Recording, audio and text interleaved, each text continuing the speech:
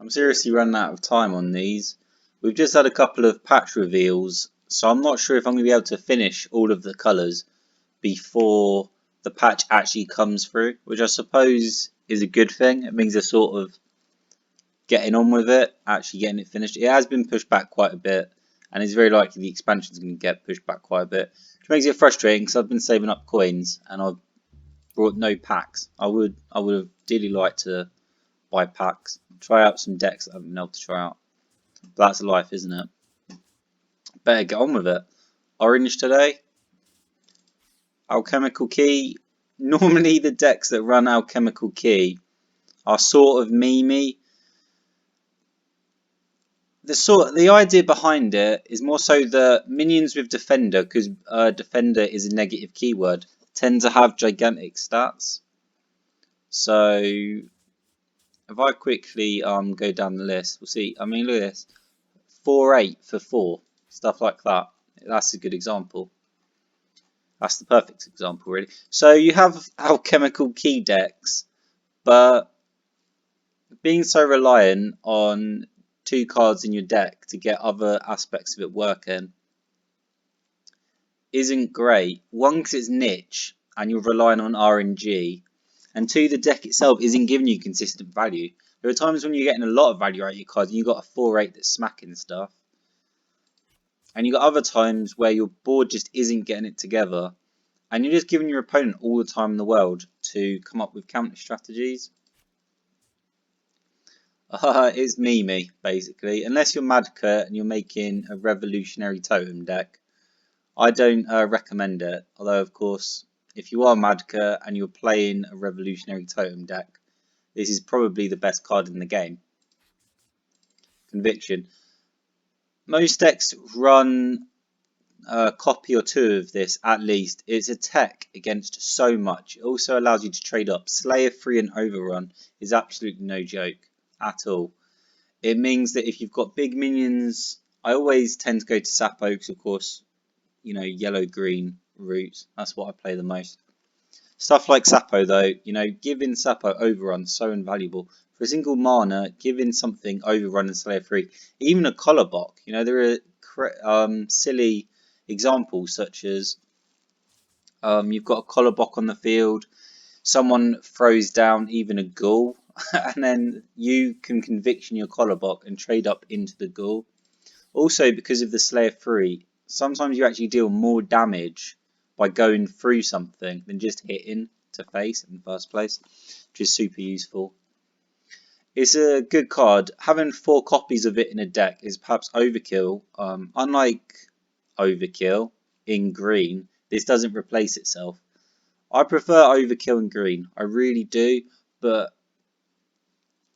this card is so great. Honestly, on a cognitive level, I know that this card is better than Overkill. I just prefer Overkill. But I know Conviction is just amazing in so many different circumstances.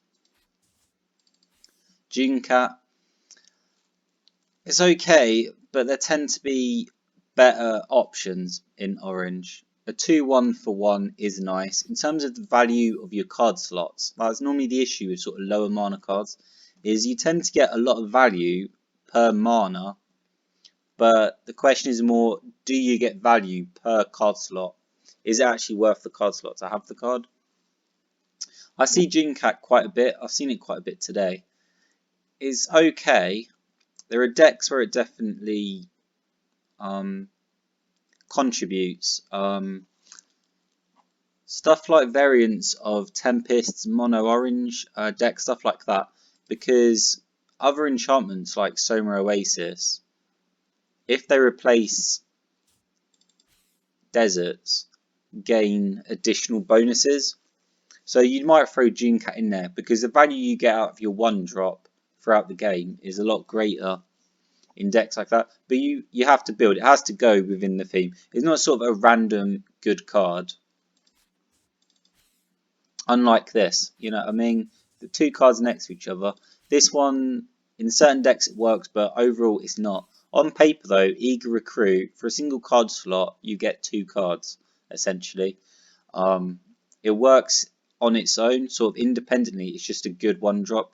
You get the 2/1 again in terms of value for a card slot, but this is different because you can do so much. Just the fact that you get 2 cards in a single card slot is good. The fact that you get this 1 mana ephemeral Pass a Recruit.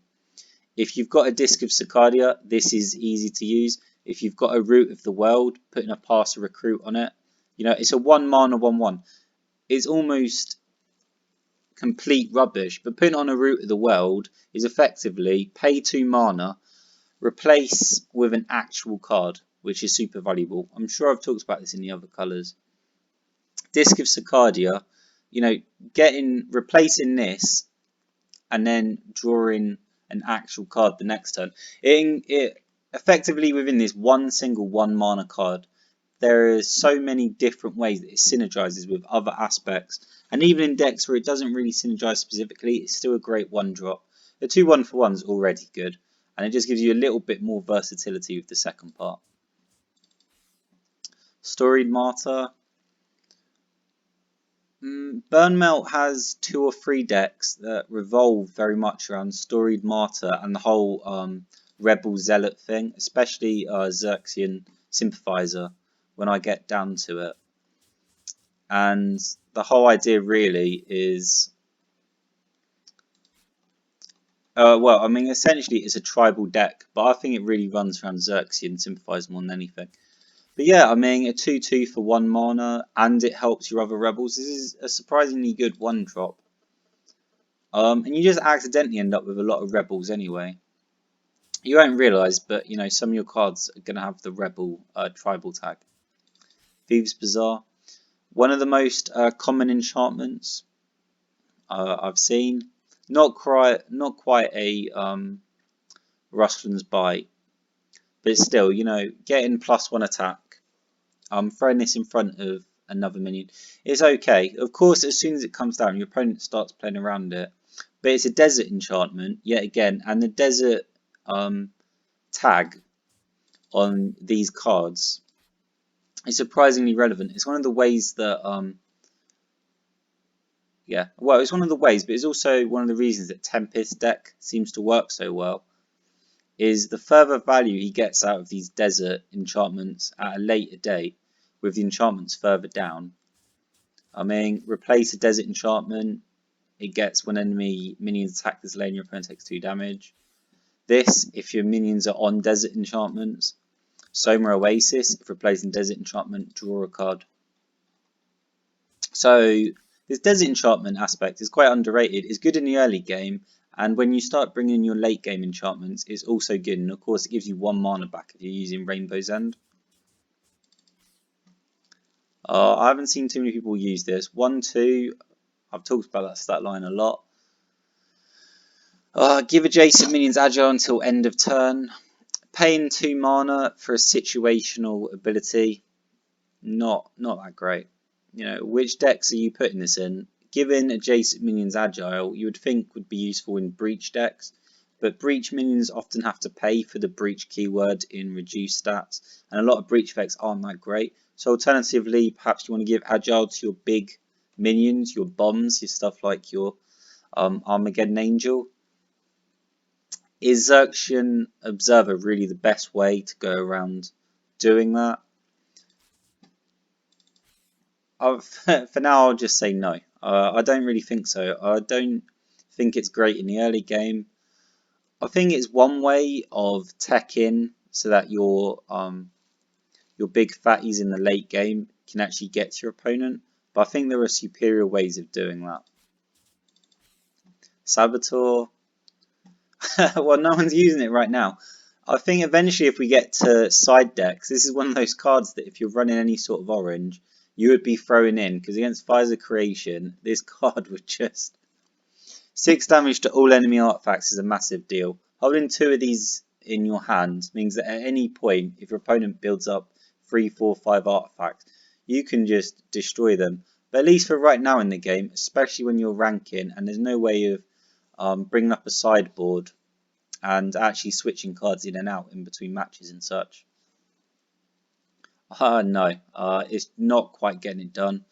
Not all decks run a lot of artifacts, so the amount of value you're getting out of it maybe take out no llama ring, but that's not worth it for all of this. Like, you could just take someone out, you could just destroy their life with much more effective cards. Even just in terms of the one drop, you know, you could get a 1/2 for 1 mana, or within that same slot you get Eager Recruit, which has this so much synergy, offers the 2/1, which is fantastic, and actually goes into a lot of decks, and you will get guaranteed value out of it. You know exactly what you get with Eager Recruit, or irrespective of what your opponent is playing in rank, you're going to get constant value of Eager Recruit, and you can't say the same for this.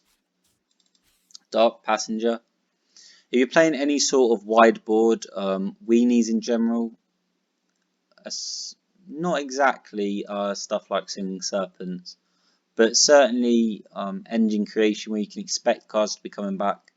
Things like Rush also get exponential value from Dark Passenger. Really valuable. Essentially, you throw this on your Racer in the Shadow or your Trapezist, and you can take out anything. And that's free 4 mana. 4 mana to take out anything. 4 mana, 2 cards, except Dark Passenger replaces itself. So for 1 card loss, you could take out a Nikki Turso. This card is excellent. Definitely understandable why you can only have 2 in a deck. One of the reasons that orange is arguably the strongest colour. Dust Devil, yeah, is it okay? I'm not even sure if I want to say it's okay. Again, maybe, you know, in sort of desert decks where you're building into that theme, it could be okay, but a 3/1, you know, just a gust of wind knocks this over.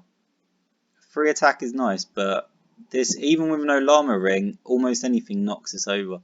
It doesn't last very long. Maybe you'll get a nice trade and you'll have a desert at the end of it, which is sort of the same thing that June Cat is offering as well, where it's saying, all right, well, 2/1, you'll trade into another 1 drop and a lot of 2 drops.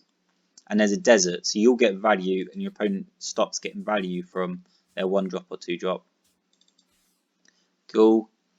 The 2 gems is the reason that this isn't run more. It absolutely destroys some decks, and it's still pretty useful in others.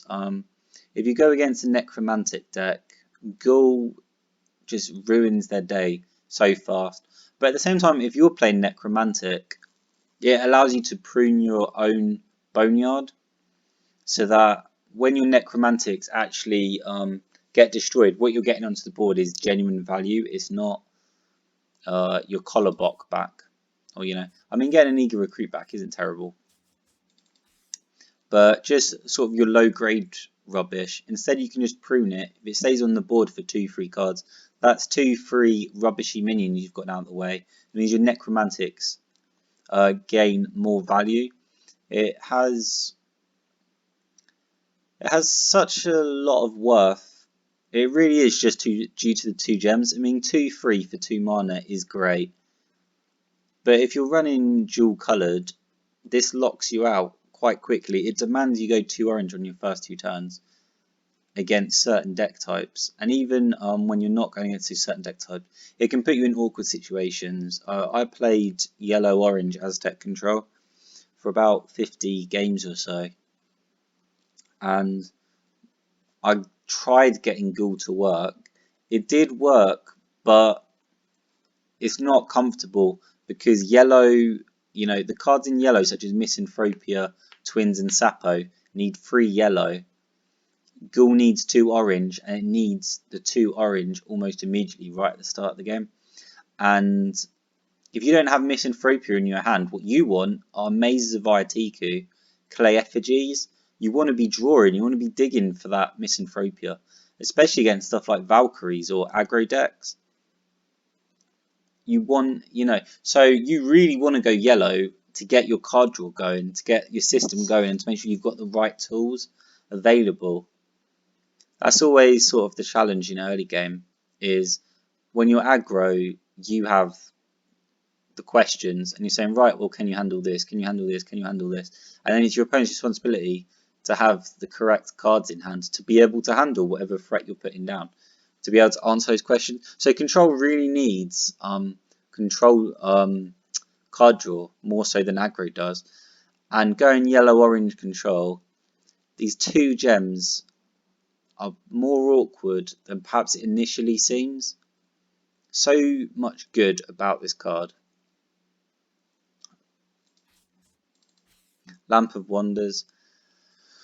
I want it. It's amazing. I've seen other people use it. I've used it in the community decks. Tempest uses it. Kitsune uses it in his yellow, green, orange. It's understandable why. Divination 4 is a massive deal. The fact that if once you've used it 3 times, you can Divination 4 and immediately draw whichever card you need means you can immediately pull the answer out of your massive section of your deck. It's like for 2 mana, you get so much out of this. It's great. It doesn't have health either, so it's just going to hang around and you're going to get your value out of it. It doesn't require any extra investment after the initial 2 mana investment. This is one of the, I don't want to say one of the best mythics in the game, but it's just so useful, so incredibly versatile. You want it in control, you want it in some aggro decks even. It's just good in almost every single type of deck that I can think of off the top of my head. Mandatory Vigor. Sort of a Volition, arguably a better Volition, especially in terms of Abomination. I might have mentioned this before, I'm not entirely sure. But of course, Abomination, when you bring out, it's 15-20 attack. It doesn't care about -2 attack. You know, get a standard action, but it doesn't get stunned afterwards. You could arguably Mandatory Vigor, Mandatory Vigor, Mandatory Vigor, and Abomination could attack 3 times in a row. It would get weaker each time. But all it would do is go from 20 attack to 18 attack to 16 attack to 14 attack if it was already on the board, assuming you didn't throw it from hand. But even from hand, that's a ridiculous amount of damage and it replaces itself. I really like Mandatory Vigor. A lot of people don't run it. They prefer Dire Benediction. If I can, I like to play them both. I think 2 mana cantrips that give you something that's genuinely useful have an awful lot of value. Of course, you want it with big fatties where losing 2 attack relative to their base stat is a lower percentage of their attack. Using it on, you know, a Vital Brox where it's only got 2 attacks, that you've just used up 100% of its attack. That doesn't. You might use that if you had to put it on a Bald Mountain and you desperately needed to get something back from your Boneyard. But arguably not so great. The 2 gems isn't as much of a big deal as it is with Ghoul, because despite the fact it's only 2 mana, it's not really an early game spell at all. This is a late game finisher. This is Yuriku Terso's on the field already. You attack with it once, maybe overrun something, you know, because you've overrun something, it doesn't get the full 10 damage, maybe 6, 7, 8 damage, and then you Mandatory Vigor for another 8 damage. Fantastic. Miraculous Feast. This doesn't help you win the game. I mean, what it's asking basically is you need minions that are going to take damage and still be around. And then Miraculous Feast might gain an awful lot of value. Gaining 4 life as well is okay.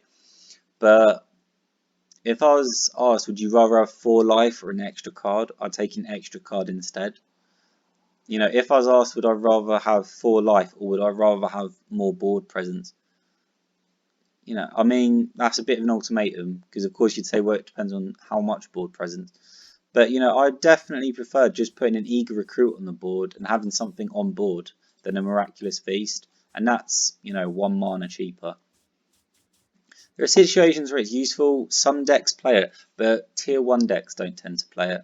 You know, the top tier decks, meme decks or stuff that you see in casual tend to play it because they, you know, they're trying to find some way of really getting maximum effectiveness out of it. I'd say it's okay, but no, in tier 1 decks it's not okay. You don't see this a lot in ranked matches.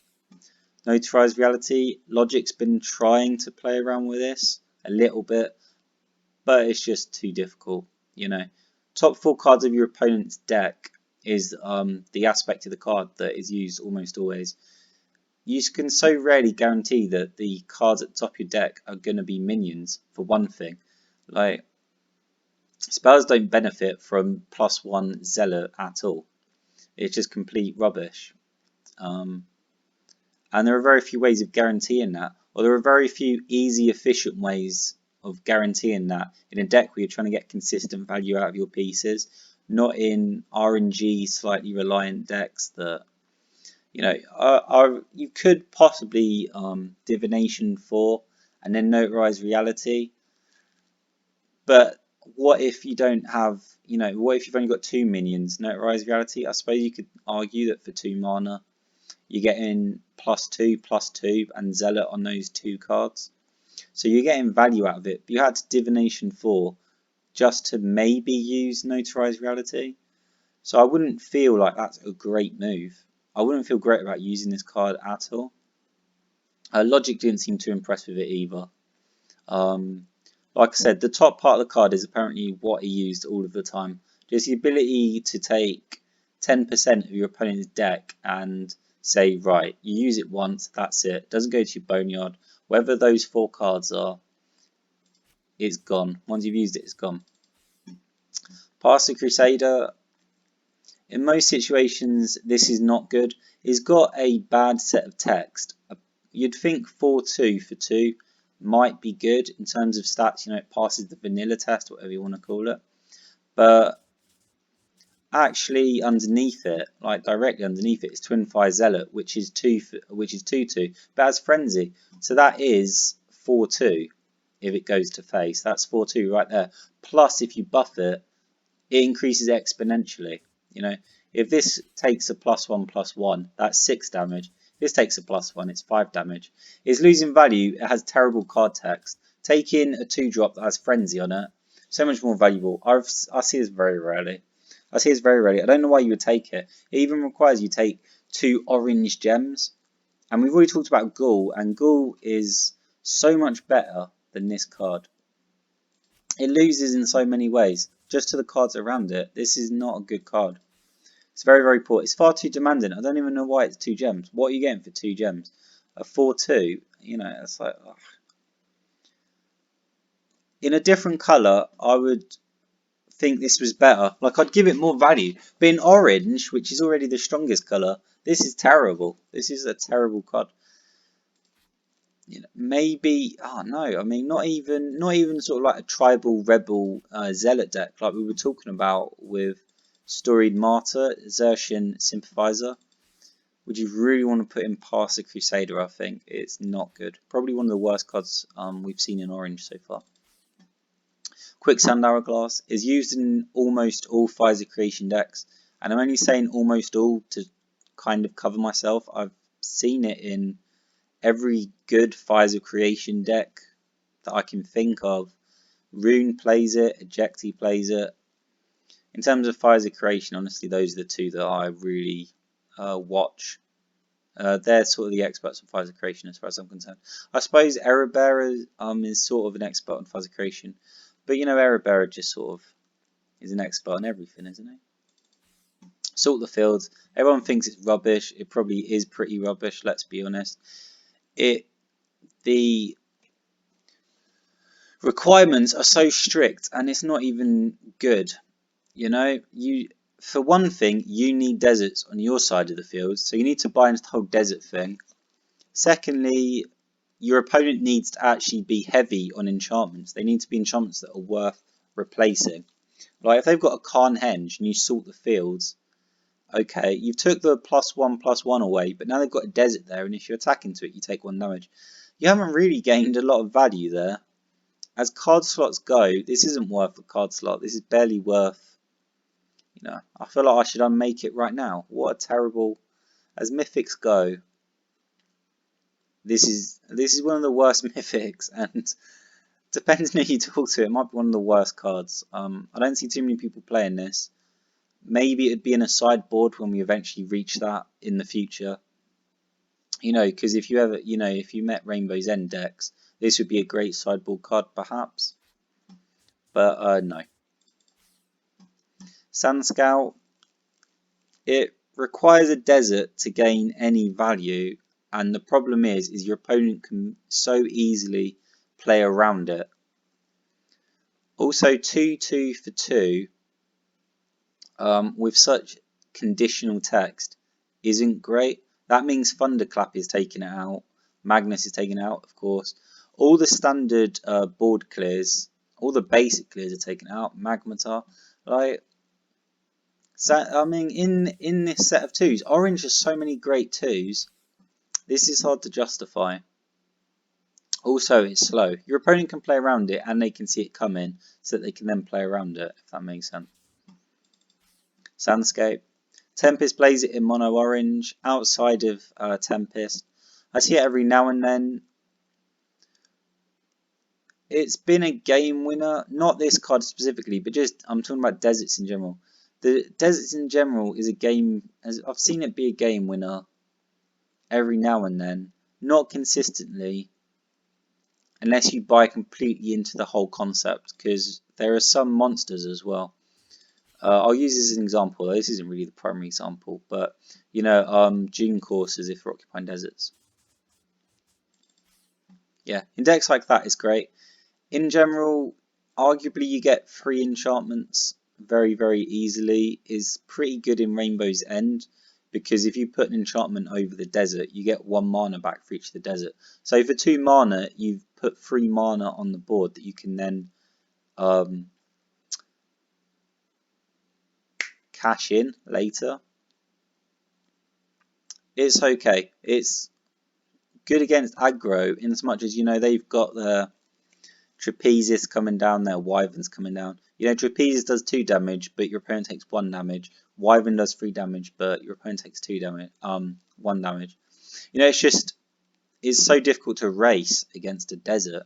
You know, your opponent can really start struggling against deserts. Spear of Destiny. You get so much value out of this almost always. It's in Min-Max's Red Carnival deck. It should be in more aggro decks. I don't see it as much as I feel like the card deserves. For 2 mana, you almost always tend to get at least 3 or 4 damage out of this. At least to the face. Also with rush minions, it allows you to trade upwards extremely easily.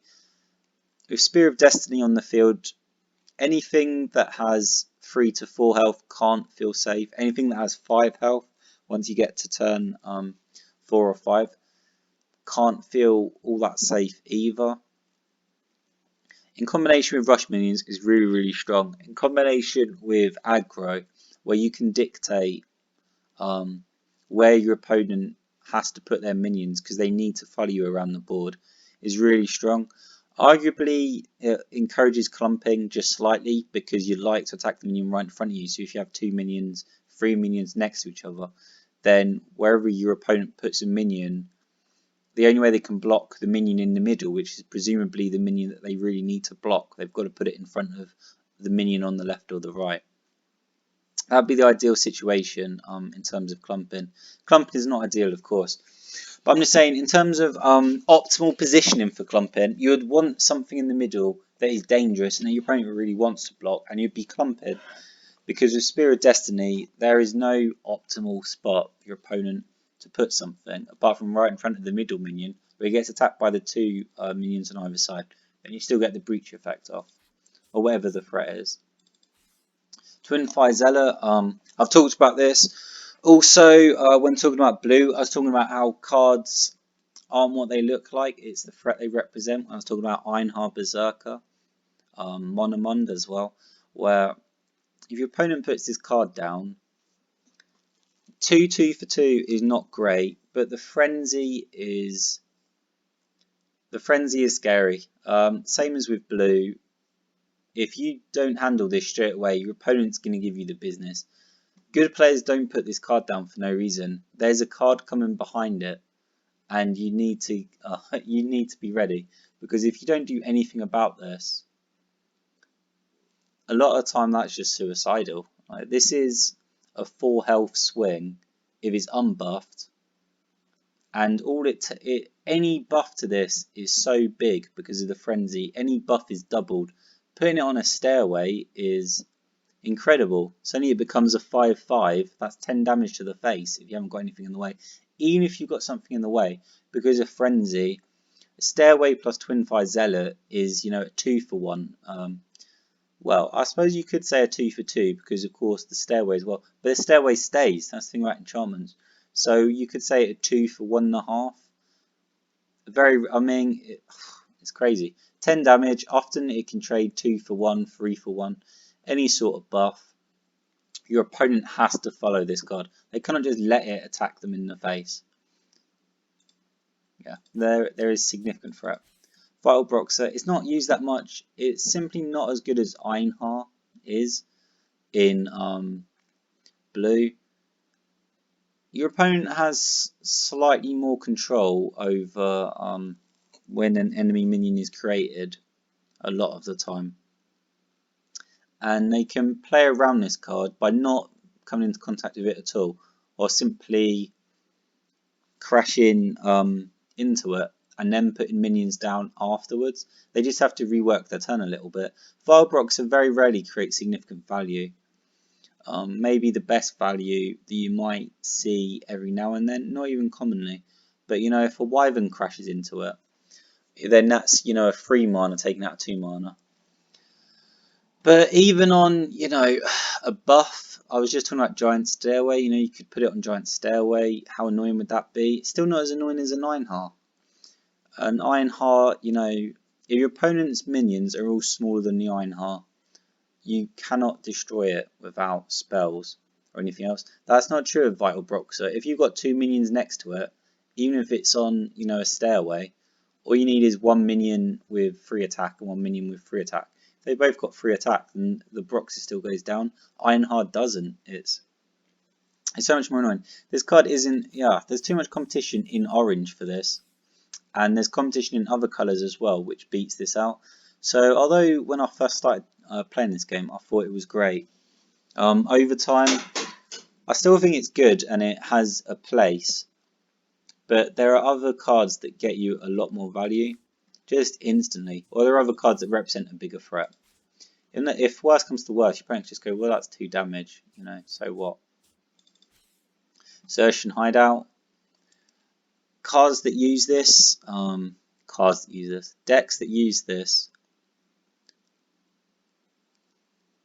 often, I would say the weakness of decks that use this are that they tend to be a little bit slower, because you want to get a lot of value out of the hideout. Of course, you're sort of forced to put your minions in that particular area of the board. If it's replacing Desert Enchantment, of course, you can easily move them off again. But it still largely dictates where you're putting your minions. And if your opponent is aggro, decks that run this don't tend to be all that great. Sometimes I see a one-of in some decks, variations of red-orange control, red-orange mid-range even. You know, sometimes I see it. But there are other enchantments that are bigger value engines, and I'm really talking about, you know, Stairway to Heaven, or, well, to Heaven and Back, and Hades. You know, and the 2 gem cost is okay. It's an immediate value engine you can put on the field, and if your opponent is not getting to you and really making you pay for having a slow turn where you don't effectively do anything, then you can get a lot of value out of it throughout a game. But it's in this difficult spot where there are better value engines. Aggro doesn't care too much. If you choose to have a dead turn, they're fine with that. And there are control decks that go right over the top of it too. Yellow-green doesn't care too much if you put Zersh in hideout, because if you're having a slow turn, that's fine with yellow-green. They would like you to have a slow turn, so because their late game is better than your late game. Zersh in hideout might be okay, but I mean, when Ikutursa comes down, having a 3-2 insurgent, you know, having 5 3-2 insurgents, how much difference are they going to make? I'm not quite sure if they're really going to make any difference. Also, the insurgent itself is a 3-2 for 3 mana, so it keeps you a handful of bodies. It's okay in that respect. But the hideout itself, not really. You know, it's just in this awkward situation where, depending on what you want, it loses. It loses to just about everything. Zersh and Recruiter. 2 3 for 2 are good stats. Kind of like Ghoul, actually. I mean, it is Ghoul, isn't it, basically? Yeah. Of course it is. 2 3 for 2 in red-orange decks. It's really, really good. In Min-Max's Red Carnival, I think it's arguably one of the key cards. Any deck that is running a high number of minions, this card is valuable because if the effect goes off, it replaces itself. And a lot of the time in aggro and some mid-range decks, their hand advantage is extremely low. They're really relying more so on divination effects and maximum efficiency from each individual card. And Xerxian Recruiter is a lot of value in a single card. The ability to replace itself, the ability to draw a minion, the ability in combination with divination to control whether your recruiter is drawing a minion or not. In certain decks, this is really good. 2/3 body. It's hard to complain about this card. If you were playing a deck, of course, it didn't have a lot of minions in it, you'd probably skip it. And the 2 orange gems sucks a little bit, same as with Ghoul. But it's pretty fantastic. And unlike Ghoul, this is sort of more universally useful. Ghoul really ruins a lot of decks, and it's quite useful against those decks. It's quite useful in general, but Xerxian Recruiter is more useful and more value more consistently across more games. Certification engine, absolutely fantastic. I think it's one of the best mythics. It's so annoying. A 2/5 body for free is already good. Like that's already that is annoying. Those stats are really annoying. To give it swift on top of that, like this is sort of like short stag where you go down it and you already think, with short stag I was like, like it's 8/8 for 7. That's already good. Then it's got overrun. Oh my god. And then, it can only take 3 damage in combat. This is ridiculous. It's the same with Desertification Engine. I think for 3 mana, this is insane. This is one of the best mythics. It's so much value. I'd put this in every single deck that ran orange if I could. A 2/5 with Swift, and it creates enchantments underneath it. If you run an enchantment deck, I've already talked about this, but every time you replace one of these deserts, you get 1 mana back. So this could effectively just keep creating the ability to cash in over and over again. Even if you don't, the ability to just turn 2, 3, 4 squares of your board into desert means your opponent is paying, every single time any minion has to attack through those lanes. And the better the player you are, the more you can control that. So, players like Tempest, of course, get an awful lot of use of this. Start moving you around board the way they like. It's just a nightmare. Oh my, this card is so good. This card is so incredibly good. I put it next to Short Stag and Iku in terms of just what? Like 3 mana for all of this? That is ridiculous. That is so much. One of the best cards, definitely. Dire Benediction. Ejecti hates this card. Honestly, I think this card is a little bit cancerous in so much as stuff like yellow, green, orange, splash is just stupid. You put down Abomination, even if your opponent has played great the entire game and the board is blocked, they've done everything right, you can still put down an Abomination and then Dire Benediction, and it just does 20 damage straight to the face. And like Abomination Dire Benediction is only 7 mana. Dire Benediction only requires 1 orange gem. That is a bit sickening. Like if I didn't use it, I'd be like, well, let's nerf it. I still think it should be nerfed, to be honest, because it is a little bit ridiculous. I'm opening the patch notes. They've at least made this 2 orange gems. 3 mana, 2 orange gems is still pretty crazy, but a lot of decks like this. Aggro likes this. It allows them to get in just that little bit of damage that they need just to finish the match. Control likes this. Having having one of your beasts overrun something and then Dire Benediction can represent 17, 18 damage so easily. Of course, OTK decks tend to love this. Stuff like Radiant Vessel, Blue Orange Radiant Vessel, Horn decks like this. When I get to Radiant Vessel, I'll talk about that. The decks that like this is 10 out of 10. Decks that, in the decks that can't really use it, it's not a great card, but then it's irrelevant. In the decks where it's really useful, it's just incredible, and there are very few ways of playing around it beyond just trying to rush down your opponent before they have an opportunity to really get a good benediction in place. Also, the versatility in the ability to use benediction on your opponent's minions. Certain minions that have deadly, such as Masters of Shadow, they put down a 5 mana Master of Shadow. You die benediction it. You take 1 damage, and that immortal deadly minion suddenly has 0 attack. It's killing nothing. If you've got an overrun minion standing in front of it, that is laughable. That looks like that.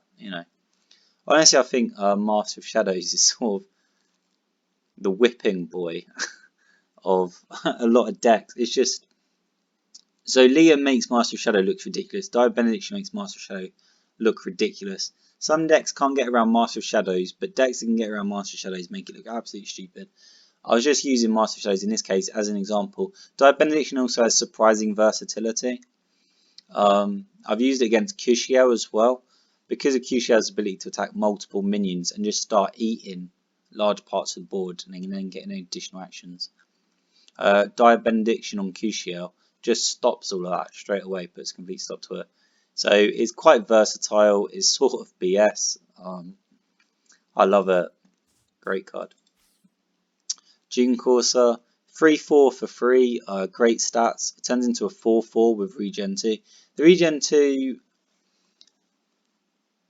50-50, like some matches you actually get value out of it, some matches the Regen 2 doesn't make an awful lot of difference. But 4 health is sort of a benchmark, I suppose you could say, in Mythgard right now. It's quite difficult for some things either tend to do 3 damage or less, or they tend to do significantly more than 4 damage. So 4 health is quite useful. Like this shuts down a lot of 1 and 2 drops. 4 health is sort of the definitive stop for most 1 and 2 drops, apart from Melpomene Muse, stuff like that that's like 4/1. But Melpomene Muse is 4/1. It doesn't tend to last a lot of the time anyway. Stuff like that tends to get thunderclaps. You won't see it quite as much. But yeah, I mean, it can be really, really frustrating. Having a 3/4 on the board is pretty nice anyway. It's sort of a nice card. Unfortunately, as I've described quite a few cards, it's a great card that ends up getting cut eventually because the competition around it. I mean, we've already talked about Desertification Engine and Dire Benediction. So we're 3 cards into the 3 mana spot, and June Courser's already, bottom of these 3. Halcyon Decree. You need your opponent to clump up is more the issue than anything. But even if they don't clump up, 3 mana to suppress something for a turn. Sometimes that's all you need. -2 attack. Again, sometimes that's all you need, really. I mean, the -2 is permanent. So again, Master of Shadows, Vixen as well, stuff like that. It's significant. It's a pretty versatile card. It's okay. Maybe a one of.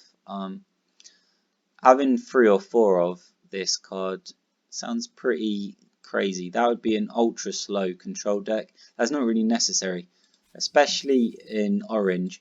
You don't need to hold on that long into the game. Orange has bombs later in that can deal with minions. You don't need to just turn their board completely useless. And perfect copy. Oh my word, like I was talking about Dire Benediction, how it can be BS sometimes. In perfect copy, decks that build around perfect copy, such as some necromantic decks, this card is ridiculous. If everything goes perfectly, they put a short stag into the graveyard, necromantic comes down, suddenly they've got a short stag on the board, then they imperfect copy the short stag. For 4 mana you've got another 8/8. That is crazy. Decks that build around imperfect copy, this card is incredible. It's so, so good. In a pinch, if you're struggling, of course, you can just copy the strongest minion on the board. If your opponent is just destroying you with a massive beefy unit, just copying the unit and putting this down, is often a fair but not perfect counterattack. Your opponent normally has an answer to it. It's slow in that regard, of course, because the vessel you get doesn't have any keywords. It's not going to be able to get onto the board and immediately impact anything. Just the ability, when you have this card in your hand, to at any point copy the strongest minion on the field is extremely comfortable. You like having this card in your hands. And also there are such ridiculous examples, I talked about Necromantic, but Red Carnival as well.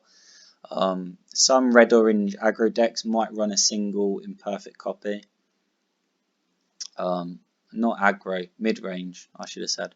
Mid-range decks like to run a single imperfect copy with a red carnivals. Because a red carnival minion that is, you've crashed 2 minions into each other. All you need is 2 minions to die, and whatever's on red carnival is just gotten a +4/+4. Whatever the stats of that minion are, just the +4/+4 alone means you would get a 4 mana 4/4, which is okay. Then you add, of course, the stats of whatever the minion was on top of what it got from Red Carnival. And that's normally the smallest for Red Carnival. Just you crash one of your minions, you trade into one of your opponent's minions. Your minion dies, their minion dies. It's an equal trade. Red Carnival, and you get a +4/+4 from that. That is one of the smallest versions of Red Carnival. There are ridiculous, examples of Red Carnival where you got stuff dying all over the place. Suddenly you've got a 10/10 on board, a 20/20 on board.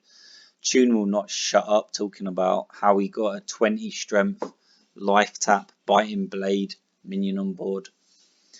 Yeah, but I mean, of course you copy it. Suddenly you've got a 20/20 vessel you can put on the board. That is crazy. There are some crazy things that happen with this. Sometimes, if everything goes perfect for a deck and they have built for imperfect copy, they can rush you out so quickly. Like by turn 5 or 6, it's done. Like they've got whatever they've got on the board plus the imperfect copy of whatever they've got on the board, and just those two things are such monsters. You can't make it to turn 7 to Armageddon Angel and clear the board. Misanthropia doesn't clear them quick enough for you to survive. It can be overwhelming. This is probably going to end up like, I don't think it's broken right now. I just think in some decks it's so incredibly strong and threatening, but because it's inconsistent, it's hard to rank with decks that build around imperfect copy. It's really difficult. You need all the pieces to come together. They're essentially combo decks. So it's not broken now, but I could see this so easily being broken in the future. Already crazy things can happen with it. Insurance broker. Sort of, I want to say underrated, but that's not true. It's a 1/3 for free. The ideal situation, of course, is a trade, sort of similar to when I was talking about Red Carnival and Imperfect Copy, but this is a lot easier. But of course, the reward is also a lot smaller. You trade a minion into something else once you put Insurance Broker down, and then you draw a card, and then by doing that, you got a 1/3 for free that replaced itself in your hand. So your hand advantage remains constant, but your board advantage is slightly increased by having this, and there is the possibility of getting more value in the future. In extremely streamlined decks like Min-Max's Red Carnival, you get a lot of value out of this, but there are other more consistent, easier card draws that are more preferable, I think, to this. I mean, Perry is only 1 mana more, and that guarantees you drawing 2 cards, and one of those cards you got Divination on, so you could pick out of whichever of the 2 cards on top of your deck. You got to pick out of those 2 and draw that card. So, in that respect, only in the most streamlined decks where you're just trying to aggro someone down as fast as possible, and you need to get this out just to keep a little bit more gas in the tank so you can finish them off. You don't run out of juice too quick. Mirage.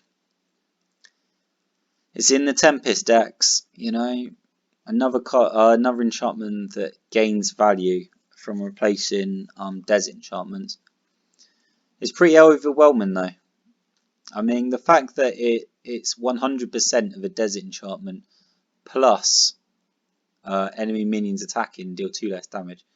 Putting something on a Mirage, incredibly frustrating. Also underrated. It's not immediately obvious. If you haven't played against Mirage an awful lot, I make mistakes against Mirage all the time. I've put Dark Passenger on stuff and then realised, of course, with the 2 less damage, I'm not actually going to use Dark Passenger. That's more me being an idiot. But this card is deceptively oppressive a lot of the time. And then after 2 or 3 turns, you realise the board state, or at least that part of the board, is just a mountain. It's out of your control. You've lost control of that part of the board. On the other hand, you could argue it's 3 mana and it's not immediately active. Although if you replace a Desert Enchantment, it's only 2 mana really. And 2 mana for...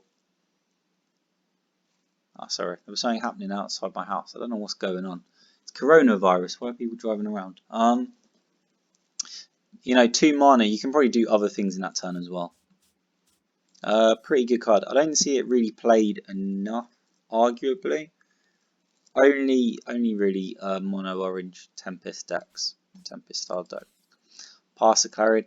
Even in Rebel Zealot decks, this isn't played an awful lot.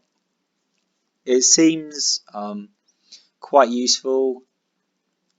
Because of the effect, it's actually a 3/3 for free. But to really gain value out of this, you need Zealots on the field already. It's situational in that respect, but also the payout isn't that great. And your opponent can see this coming. You'll get some value when you slam it down in the first place, but you need Zealots to gain value in the first place. And then if your opponent hasn't really handled something with 3 health from their turn 3-4 onwards, they're probably putting, but I mean this isn't really a game winner either. It's okay. There are just other aspects of Rebel Zealot decks that I would very much put above this. It gets cut a lot. It doesn't even make it into a lot of decks in the first place. There is just more reliable value, especially at 3. I mean, yeah, the mono's so strong. Like, just so far we've gone 1 to 3, and Passer Clarion is, it's a 3/3 for free. It has the ability to give sort of just a constant buff effect. Like, you could buff multiples. There's really nice synergy with Eager Recruit because it's a Zealot that then creates another Zealot. So for 2 mana, you've got 2 Zealots put on the board, which works really well with Passer. But I mean, compared to the stuff like Dire Benediction and Desertification Engine and the cards that are coming up, I mean, that's what I'm talking about. I was saying that sort of Passer Clarion, sort of situational. You can get value out of it, but maybe not. Passer Regulars though. There's a reason this is a regular and the other one is whatever you want to call it, not so regular, because this is the backbone of the army at 3 drop, apparently.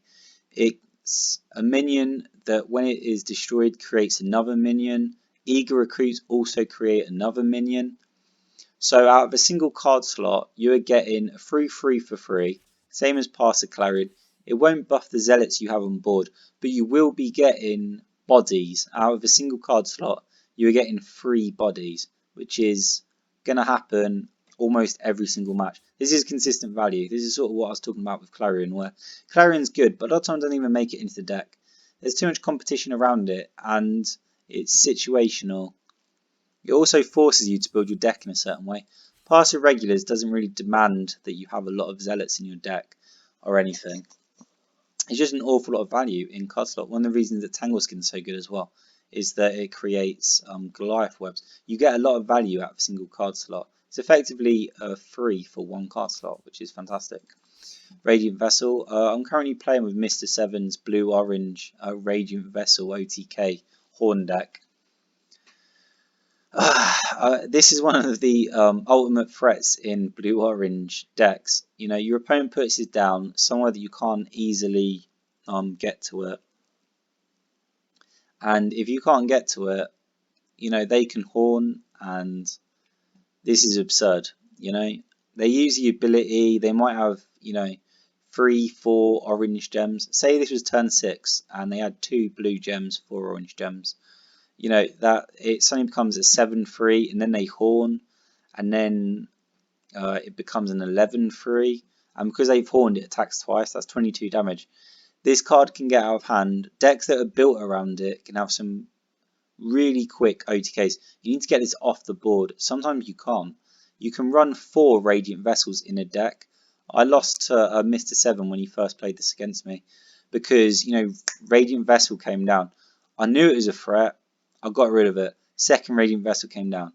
Again, I just put something big in front of it. It's only got 3 health. That's the weakness of Radiant Vessel, is it has 3 health. And its ability doesn't increase its health, just its attack.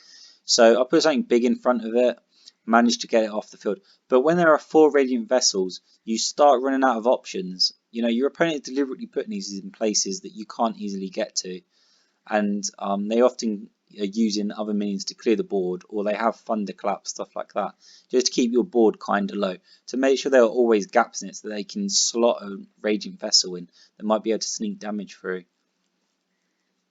Oh, decks that run this, if you can't get rid of them early, they're never quite out of the game. It's very frustrating because they'll run Armageddon Angel as well, so they can clear the entire board. Then they'll put a Radiant Vessel down. You run out of resources. That's the problem more than anything. Even stuff like yellow, green. You've got big fatties, but you need to cover the board. And decks that are built around Radiant Vessel are built to clear the board, clear gaps in the board that they can then slot a Radiant Vessel into and get a clear shot at you. It can run you out. Like, if everything goes perfectly with a Radiant Vessel deck, you might be able to handle the first 2 or 3. But, you know, that 4th one, you've just got nothing left. You're just struggling to try and cover them.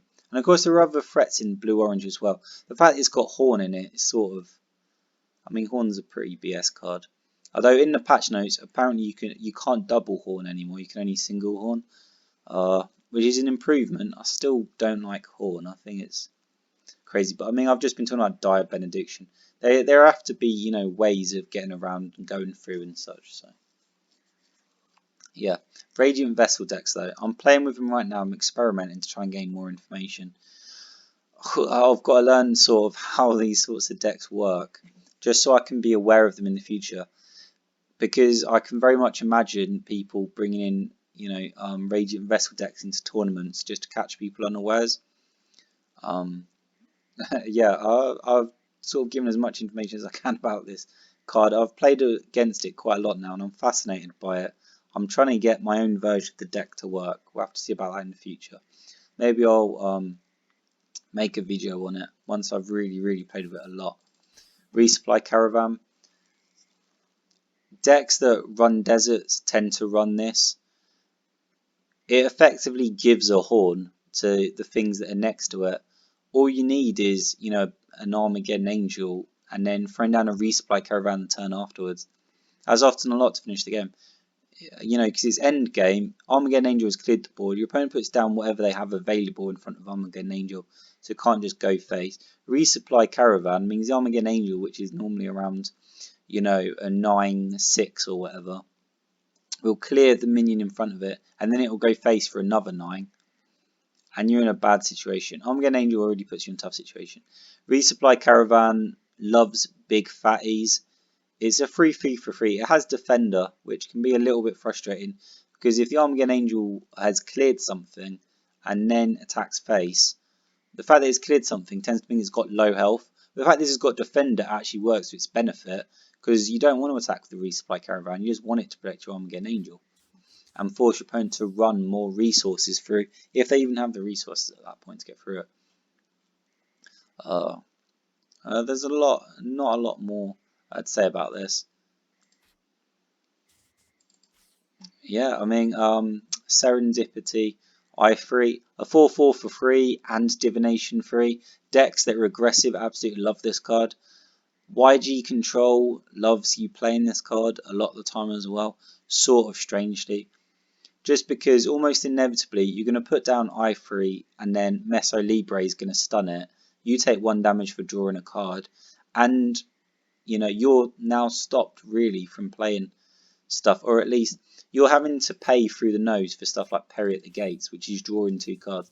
That's another 2 damage. So Serendipity Ifrit at that point has cost you 3 life, and it's done nothing so far. And then it gets chump blocked, or yellow green will tend to try and chump block these. Even if it does 4 damage to someone, maybe you've got your value. The Divination 3 plus doing 4 damage is maybe the value. But often, if you're not careful, Serendipity Ifrits can lose you value more than anything. They're actually sort of a bit of a trap. But the 4/4 for free. If you're super aggressive, if you have rush minions, then putting down I3, taking 1 damage on your next turn, then getting your trap to clear whatever chump block your opponent put in front of it, then smash him for 4. Then your opponent tries again just to try and get something in front of the I3. Then you clear it again, then you smash for 4. In aggressive decks, I3 is fantastic. It definitely has a place. In slower control decks that sort of need to take longer, probably should not be playing this card. The 4/4 body sort of looks nice, like you could slow your opponent down for a while. But if the game goes 10-15 turns, just by that alone, if you put this down on turn 3 and it goes 10 turns, you've taken 7 damage because you draw a card each turn. At least 7 damage. It's not playable.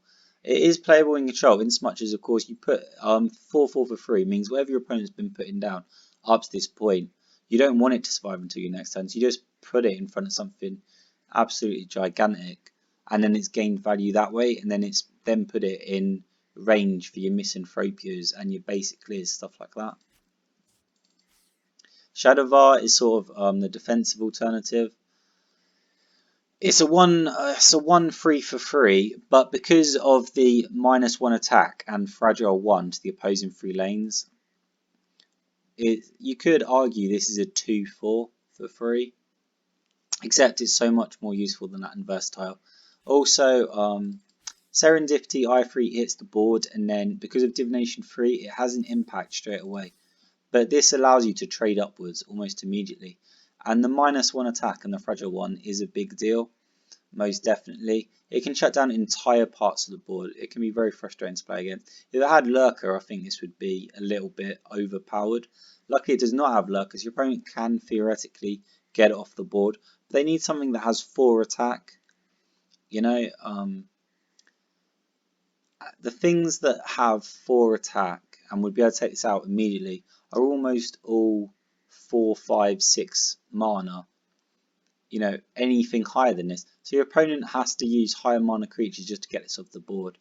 And then once it's removed off the board, you'll probably trade something else into it.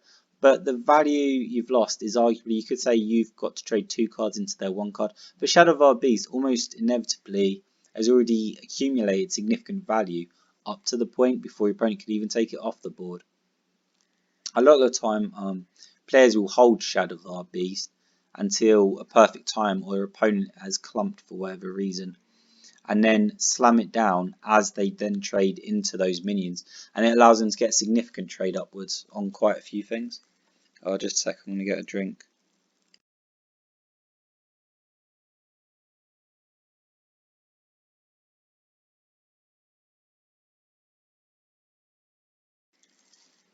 Right,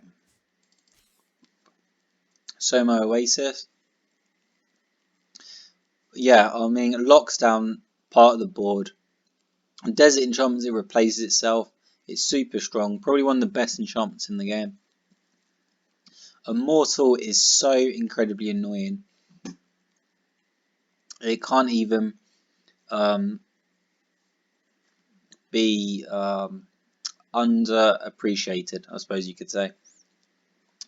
The reason for that, at least right now, I think Summer Oasis might get weaker as more and more expansions come out, just because there will be more forms of removal that do not require destruction. But as it is right now in the game with just the base set, there is an extremely finite amount of Spirited Aways and Metamorphoses and such you can have in your deck. So just having Soma Oasis on the field can render large parts of an opponent's deck completely obsolete, and eventually once they're forced to use those resources, because you're putting actual genuine problems on Soma Oasis. You know, you're putting real questions and they have to answer them. They don't have any choice. They've got to use Spirited Away and such. You know, eventually just putting stuff on Soma Oasis can run them out of resources. They have no choice. And with the finite amount of resources, Soma Oasis can win you games on its own just by putting good threats on Soma Oasis. So, fantastic card. Vengeful Heirloom. I don't see this an awful lot. You'd think that arguably, because it keeps returning to your hand over and over and over again, it's quite good for hand advantage. It allows you to trade up over and over and over. 3 mana to get a +2/+1 is pretty good. You know, the idea, of course, is that you then put it on one of your minions so that when you trade in, whereas previously the minion would have died, now you destroy your opponent's minion and your minion still survives. So you can constantly trade upwards with Vengeful Heirloom. It's useful in that respect. I mean, it's quite a good card. Possibly a one-of in some decks. The argument for not having it, as always, just seems to be you have cards like Radiant Vessel in certain decks where it is just really, really good. Imperfect Copy in some decks it's really, really good. Resupply, Dire Benediction, Desertification Engine. You know, it's just orange is just stacked. You know, so far it's true for large amounts of orange. This is why it's one of the strongest colours. Orange is so stacked. Vengeful Heirloom gets kicked out pretty easily. Xertian Sympathizer, arguably what Zealot Rebel decks are all about. Of course, you put this down on the field.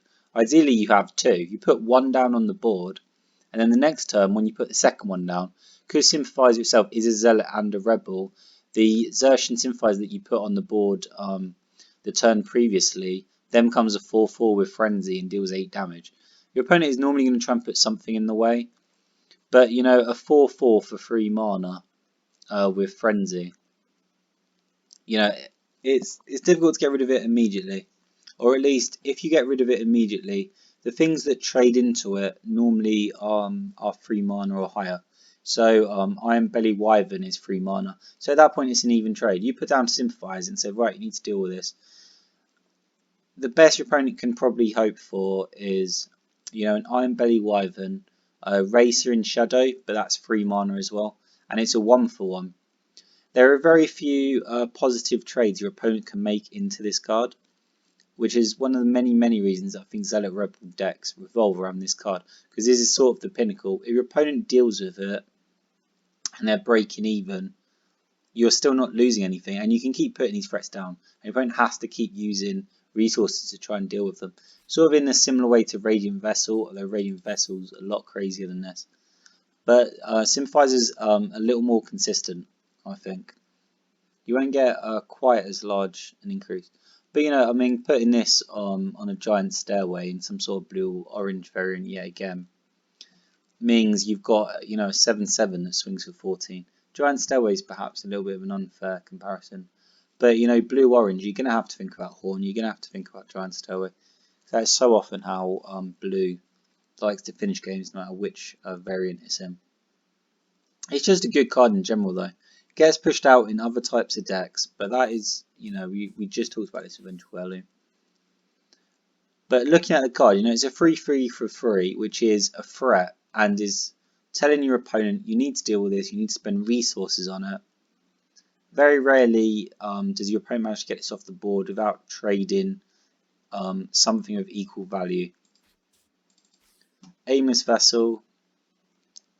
I really like this card. It's really not that difficult. I mean, a 4/6 for 4 is fantastic. You can just put down any minion, any rubbishy minion. You can put down that Passer Recruit you got from your Riga Recruit earlier for 1 mana the turn afterwards, so that the Aimless Vessel can actually swing at something. I think it's really good. Blocks up the board. It's really nice. You know, it's basically a stat monster. It's really, really good in that respect. Oil Field, I don't really see this too much. Gaining 1 maximum mana is okay, but I mean, this initially takes 4 mana, so you could replace a Desenchantment, it would take 3 mana. occupying it. You know, these are all sort of okay, but there are better ways of getting value. And the 1 maximum mana ramp to replace a desert enchantment.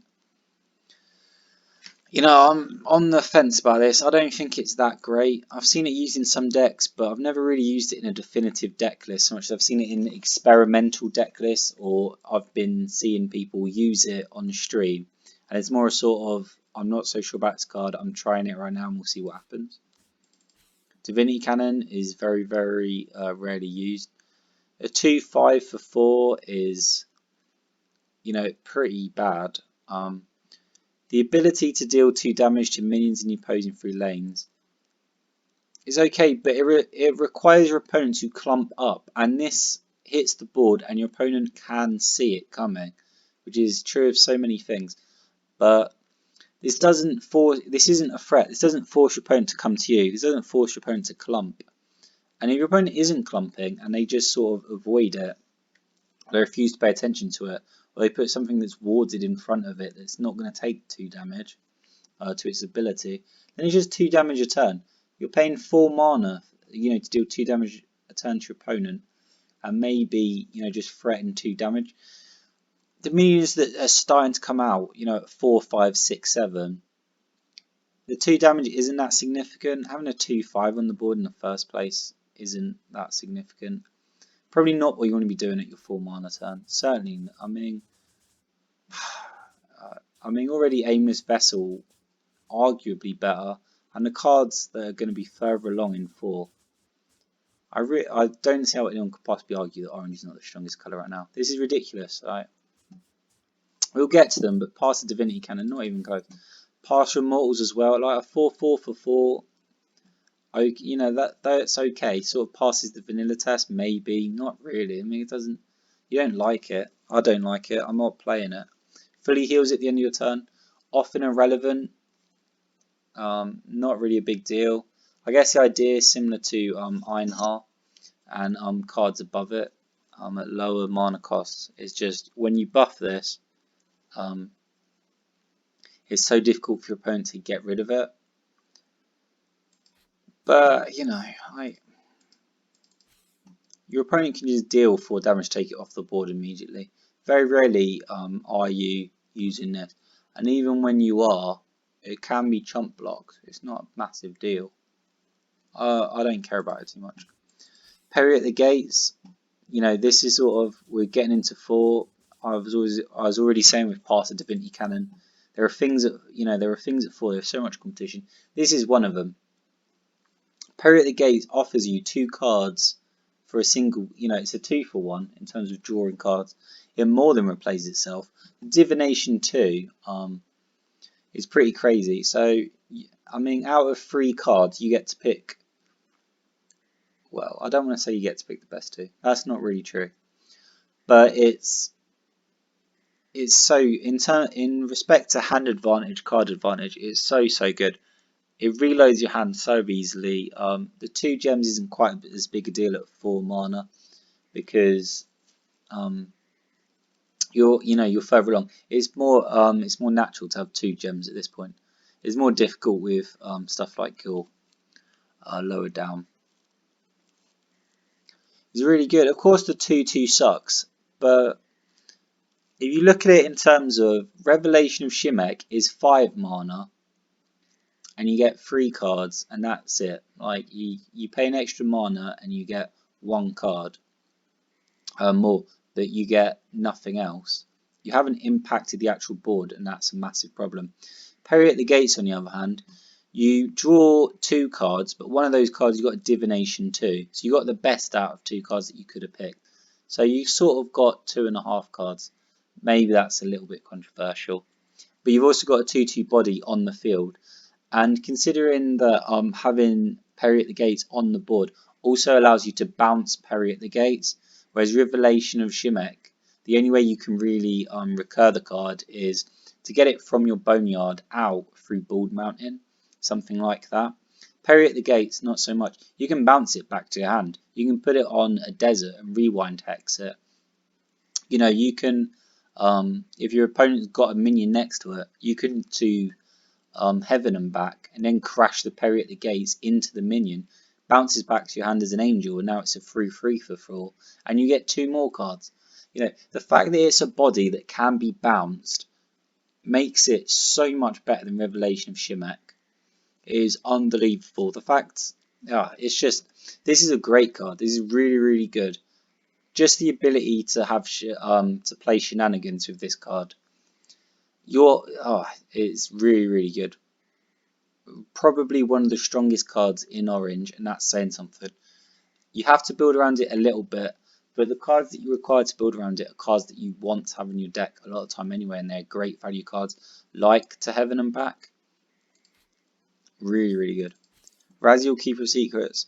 Some people like this card. I'm not really a massive fan. It's so, I don't know. Not really. You know, for 4 mana, you get a 2/6. It allows you to immediately Divination 2, so you can choose out of the 2 cards at the top of your deck which one you want to draw next. Knowledge is great. You know, within 3 or it's realistically it's within 4 or 5 turns. Your opponent naturally draws a card at the end of their turn. So even if you were just using your ability and your opponent didn't draw any other cards, it would still take you 3 turns to be able to use the brand. And if you brought this in at 4 mana, that we're talking about turn 7. And that's sort of the problem. That's why I don't like this card. At turn 7, if your opponent hasn't drawn any cards, which means that you have successfully reached a point where you can use the brand, then your opponent has very few cards in their hand, and the brand isn't that great. What they're playing, like, this has been on the board for 3 turns at this point, and your opponent has gotten to turn 7. If they've got anything in hand that they want to play, they'll have thrown it on the board. And it's very unlikely that anything that they've got, I don't know how else to phrase this. Yeah, they'll have seen it come in, it'll have been on the board for an extremely long period of time. Your opponent will not have anything in hand that they would not, you know, that they cannot afford to lose. Or, alternatively, if your opponent has done more than draw their cards and they've got a full hand, then you don't have the brand, basically. You lose energy every time your opponent draws a card, which means you're not going to be able to brand when your opponent has answers in their hand that you would like them to get rid of. You're only really going to be able to use the brand when your opponent has a very, very low number of cards in hand, possibly no cards in hand. Disc of Circadia probably doesn't care too much about this. A 2/6 for 4 isn't that great in the first place. Divination 2 is kind of okay. I think the brand, you know, I can sort of see, well, if your opponent only has 1 or 2 cards in hand, then they're their most expensive cards, or they're their bombs, or even, you know, maybe it's their card draw and they don't want to use it, and then give you more options for ways, things that you might accidentally then force them to discard. But I'm just not in love with it. I think at the 4 mana, there is just too much competition. I mean, Sign of Pride is next to it, and Sign of Pride, just in terms of the body, before we talk about anything else, you get a 4/4 with Overrun 4/4, which is immune to damage from spirits. That's okay, sort of, to use Nitzahun's, you know, sort of lettering grading. It's probably a C+, B-. That's already quite reasonable. The fact it has the Overrun means your opponent cannot just put some rubbish in front of it. It demands a genuine answer. 4/4, you know, sort of anything beneath this probably isn't taken out. It demands a genuine answer from your opponent, in both respects. The fact it has Overrun and the body is actually quite big. Immune to damage from spirits, without talking about Pride of Place yet. Just the immune to damage from spirits isn't perhaps that relevant, but it does mean that easy, cheap ways of removing other things, such as you know, Racer and Shadow Dark Passenger, don't work on Sign of Pride, because Dark Passenger gives you deadly, but you still need to deal damage, and Racer and Shadows is a spirit. So, you know, easy, cheap, 3 mana solutions like that don't work on Sign of Pride. Trap still does, but that's 4 mana into 4 mana. so it's not quite so bad. And you've still got Pride of Place in your hand. You've still got that option. Now, so it's already sort of like a C plus B minus card. Just in terms of that, it's quite nice in that respect. But the card also gives Sign of Pride also gives you Pride of Place, which is a transform effect. And what's so significant about that is you can effectively read Sign of Pride as 5 mana, turn Ikuturso into a 4/4, turn Armageddon Angel into a 4/4, turn Celestial Dragon into a 4/4. You know, all these 8 mana, 7, you like these, all these beasts, all these just ridiculous things. Anything, like, even if your opponent has just put a pentacle with flavors on something, Sign of Pride, Pride of Place, it loses that. The transform just gets rid of everything, turns it into a 4/4. It's so useful. This is one of the best mythics in the game, just because it's so versatile. It gives you so much. It's useful in so many different situations. The transform effect is massive. You can also use it on your own minions. If you've got, you know, your pass recruit from the start of the game, some rubbishy 1/1, you could transform that.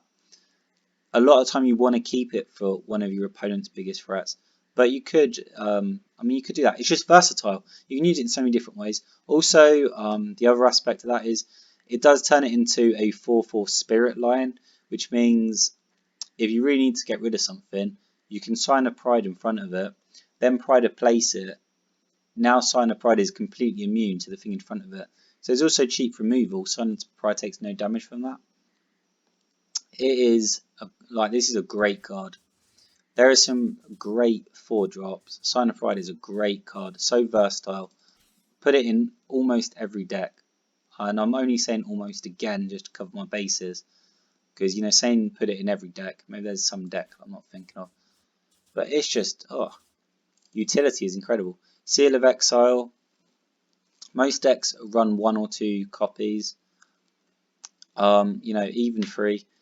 It offers so much because, of course, it's not a destroy effect. We were talking about how, you know, there are very finite numbers of ways of getting rid of immortal creatures.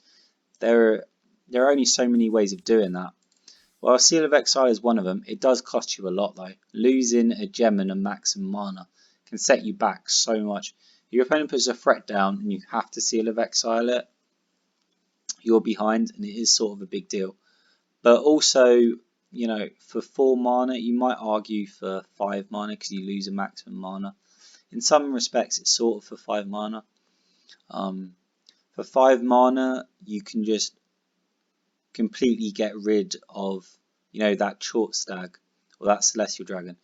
You know, so you've traded upwards, you've gained a lot of value. It's definitely worth it in a lot of situations. It's fantastic. Also against Necromantic, if you can buy yourself some time and stop the Necromantic from killing itself, then you can Seal of Exile the Necromantic, and it will remove all copies of Necromantic, which is extremely relevant in that respect.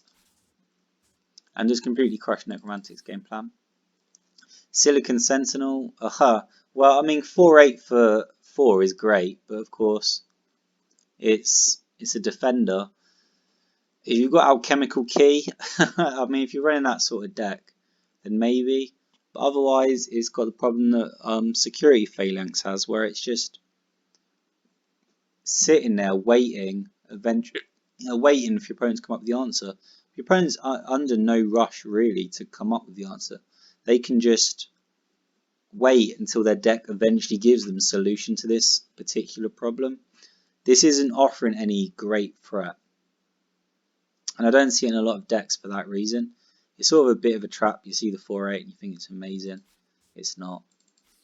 Temptation, really great card. The mana cost 5 or less covers an awful lot of cards. You can almost always sort of Temptation something, either trade it into something else, or if you want, you can even Temptation something, and then if you have a Pride of Place, you can Temptation a minion and then turn it into a lion on your side of the field, and then you keep the lion permanently.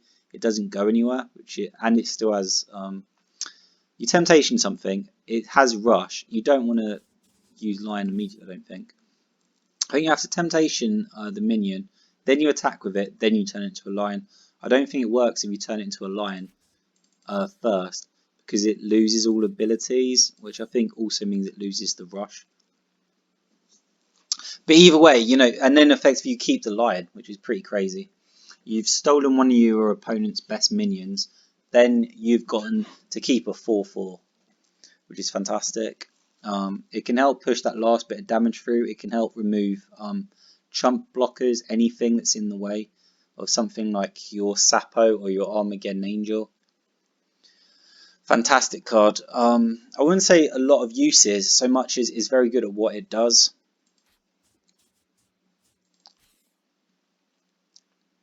I don't know about this card. I've seen it in quite a few decks now, but because I don't have the card, I don't want to talk definitively about it because I haven't played it myself.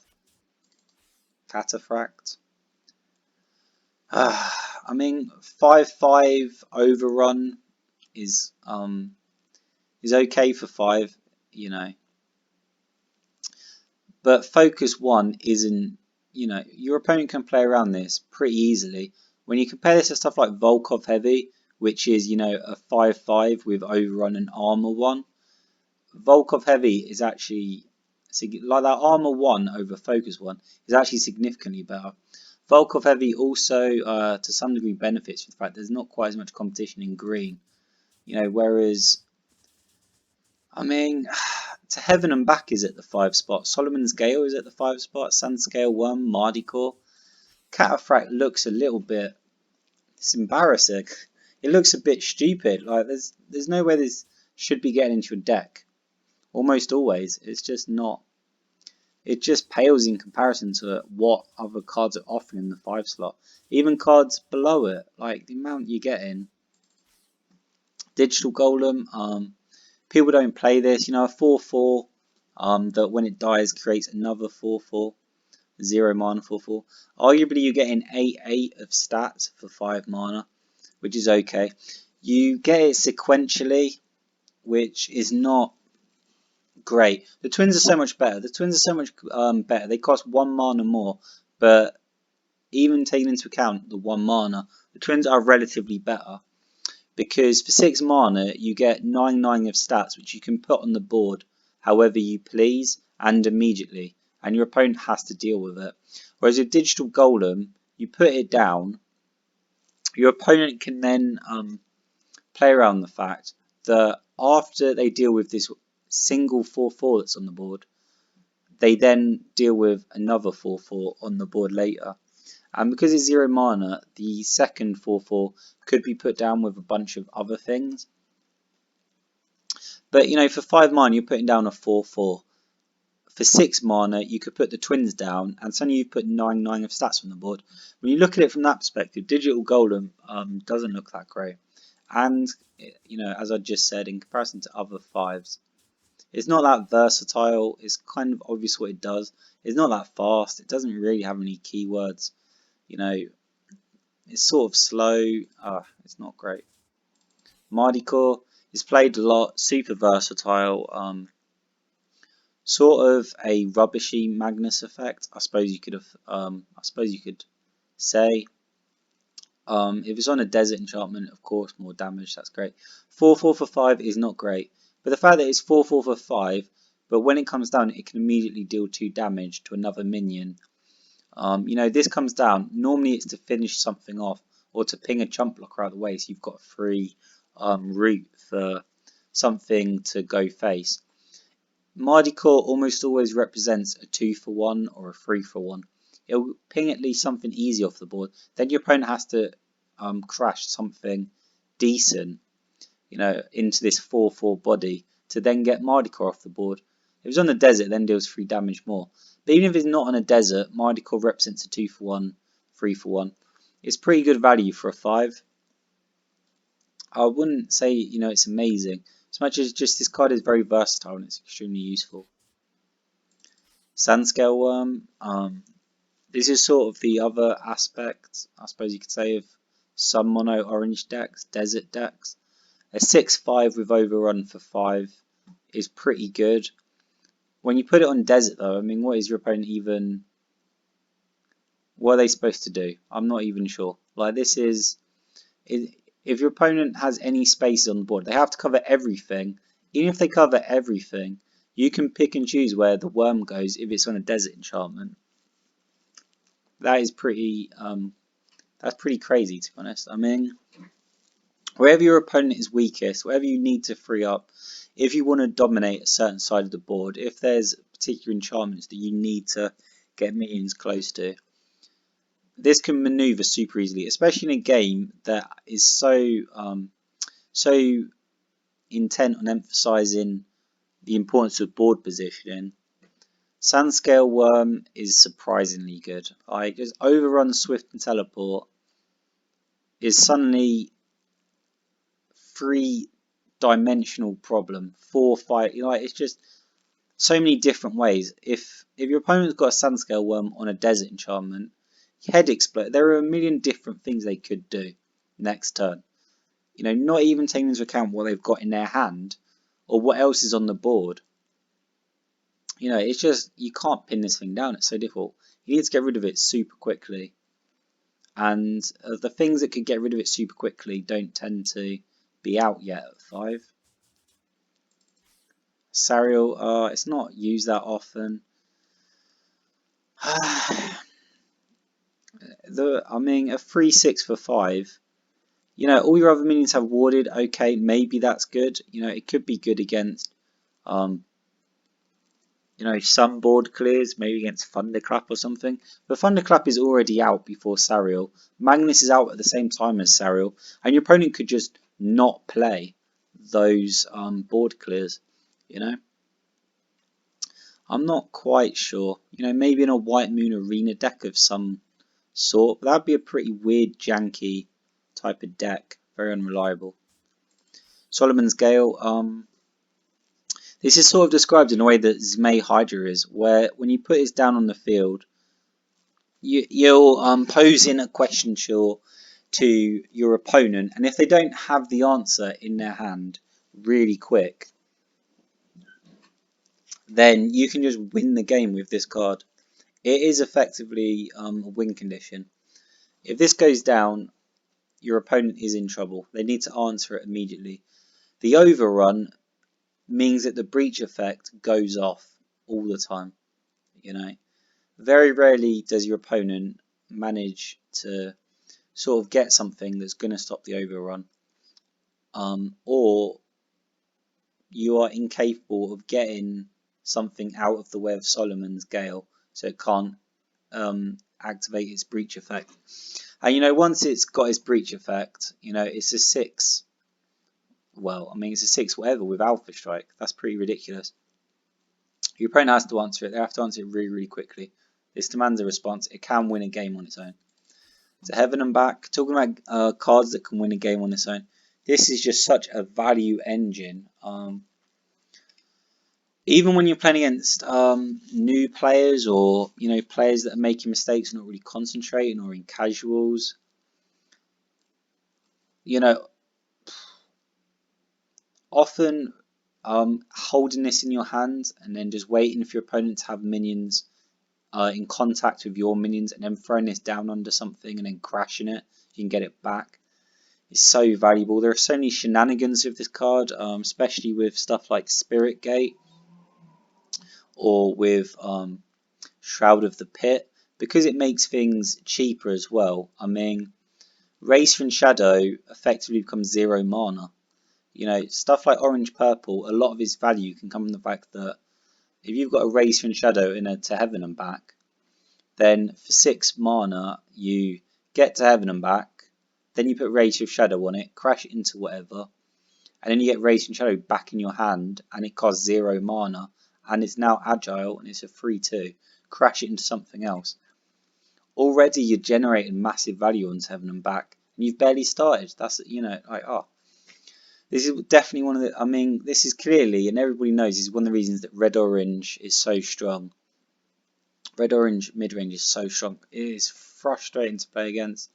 Really annoying. I haven't been able to play enough Red-Orange to really get a feel for ways of countering it. I'm not sure if there is. It's so, it just gives you too many tools. You know, at least with Yellow-Green, you can argue, well, the early game is weak. That's the trade-off. The early game is weak, so the late game is really strong, and you've got one of the greediest late games. But I mean, red or with cards like this, they don't even have to go like to 6, 7, 8 mana. They just need cards up to 5. And once they get to 5, they start recycling everything. Everything's going through to Heaven and Back. Everything's going through Stairway to Hades. This card is really strong. The best you can do is try and play away from it. In red-orange, then all they can really do is Wings of Abaddon, whatever is on to Heaven and Back, to kill it. But this is a massive value engine. You get so much. I was talking, about Xerxian Outpost up here somewhere. Can't even find it anymore. I'm tilted. Yeah, a Xerxian Hideout up here. I was just saying there are other value engines that are better. I mean, to Heaven and Back is so much better. It gives you so much. It's incredible. So, too many shenanigans. It's so ridiculous. Also, what makes it even more annoying is if you suppress the minion, you can quite literally have a minion onto Heaven and Back, have it die, put it back onto Heaven and Back, and then you can suppress the minion, and it suppressing the minion also suppresses additional tribal tags that it's been given. So it suppresses the angel part of the tribal tag. So it's not an angel technically. And then since when Heaven and Back is when an occupying non-angel minion dies, and the minion is not an angel because it's been suppressed and it's lost that tribal tag, it gets returned again. Oh, there are just too many shenanigans. It's so too much. Oh, that card. Day of the Wastes. Not really. See it very rarely. I mean, 5/5 for 6 is pretty terrible. Breach is okay, but it doesn't really have a lot of ways of activating the breach, and you're not actually burning anything or milling anything. Also, this is not quite as relevant as Ghost in the System is in purple. Ghost in the System, the breach effect isn't a breach effect for one thing, but also just that effect is a bit more relevant because Ghost System comes down at 2, 3, turn 2 or 3, and at that point, putting one of your opponent's biggest threats at the bottom of their deck is a big deal. But when you're getting to turn 6, 7, 8, that deck's been thinned out a lot. So if you put something at the bottom of a 16 card deck, in 7, 8, I mean, if we're going to a genuine sort of yellow-orange Aztec control versus a yellow-green control, something like that, then it probably it probably reaches that, and they'll get the card. It's not quite as big a deal. You haven't stopped them from getting one of their biggest weapons for quite as long as you would if you had this sort of ability at the start of a match. It is also arguably one of the values of Mind Freak too. It's very cheap and it just creates an unusable card in your opponent's hand. Sort of similarly. Yeah, also, competition. It's not great, is it? Competition at the 6. Faces Construct. 7/7 for 6 is good, but there are absolutely no keywords. By the time you get to 6, you're starting to look for how you're going to win the game. What are your win conditions? You can't win this isn't a win condition. They could put a 0/1 in front of it and take no damage. This could be a chump blocked forever. That's not good. Kushiel, arguably the biggest stats monster in orange. I feel pretty confident in saying that, yeah. I mean, you can't chump block it. You can't put crap in front of it. It's just going to get strong. It's just going to get Slayer too. A lot of the time, your opponent will put Conviction on it, which means that if you try and put chump blockers in front of it to buy yourself some time, Conviction means you'll actually be taking more damage. Even if you put decent monsters in front of it, 5/10 means this is probably trading 2, 3 for 1, even 4 for 1. Any part of the board that your opponent has put this on is a problem, and you've got to figure out ways of getting around it. I mean, Divine Benediction, of course, was one way, so it has 0 attack.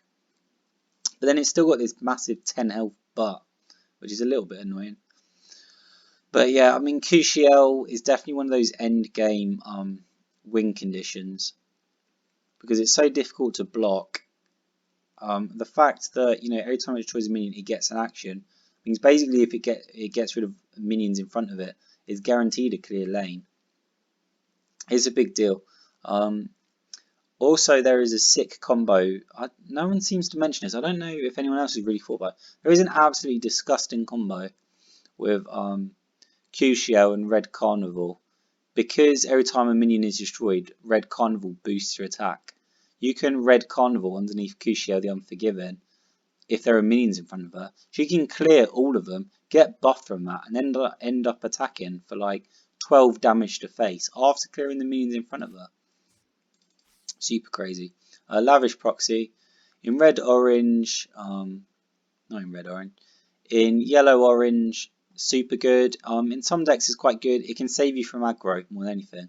If you can get to 6 against aggro and put Lavish Proxy in the corner, very rarely does aggro have any way out of Gigantomachia of just taking a 4/9 out straight away.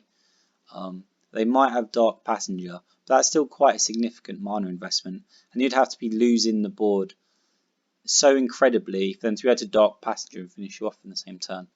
I mean, do you have no board at all? Then you're probably always going to lose that game.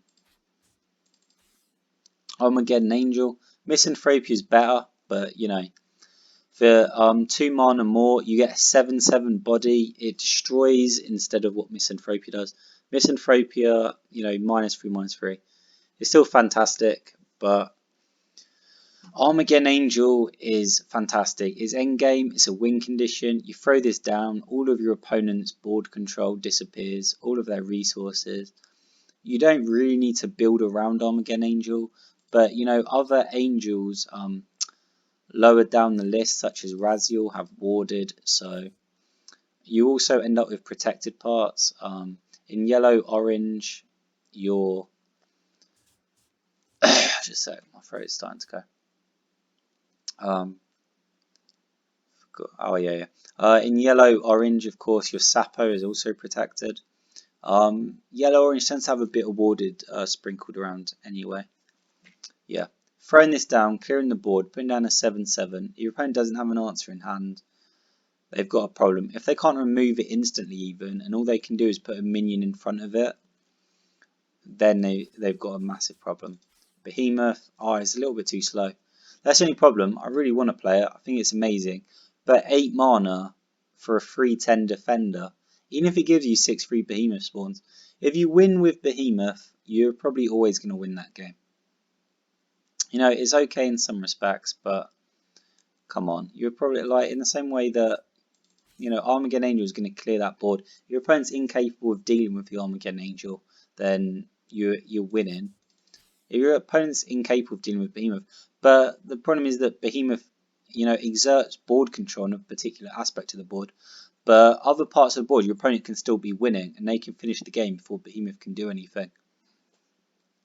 Or they can just suppress Behemoth, so that it doesn't, then it's just a 3/10 attacker. You take 3 damage. That's terrible. Stab Crab, already talked about this. Burnmelt loves it.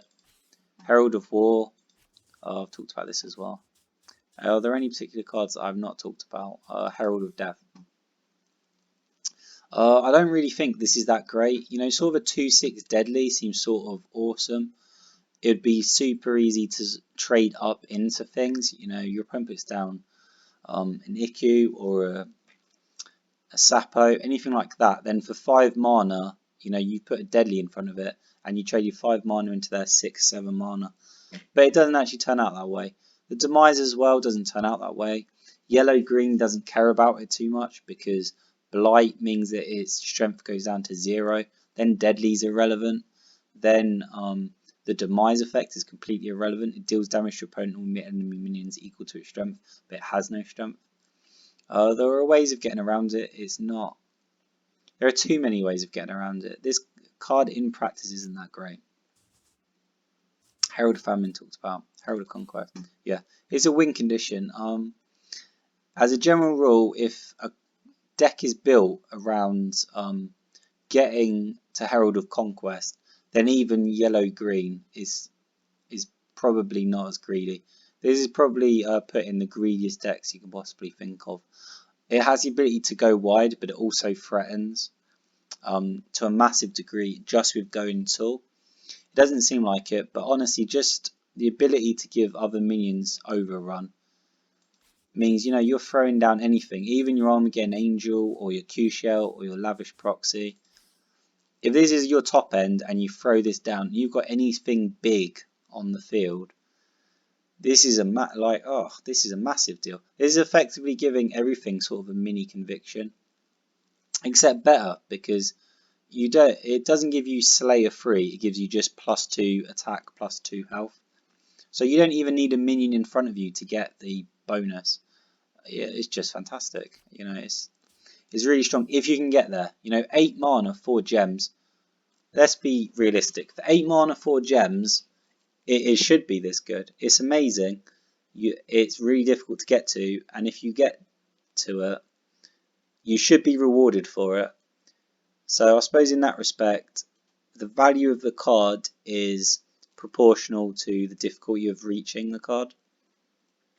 Yeah, it is good. It has no way of protecting itself. It still dies to deadly, you know, stuff like that. Passenger, Sapo. It still dies to an awful lot of things. And of course, it doesn't have rush or anything. So it impacts the board immediately. And if your opponent couldn't take care of your first threat, then you put Herald of Conquest and things are just jumping over, then they're not going to be able to take care of Herald of Conquest either. Right, I think that's orange done. I don't think it's any mystery. I think orange is the strongest colour. I've said it over and over and over again. There are an awful lot of options. There are massively statted minions. There are minions with incredible effects. They've also got some of the best sort of mixed minions, I would argue. They've also got some complete rubbish, you know. But I mean, they've got Stab Crab, so clearly, you know, what can you say?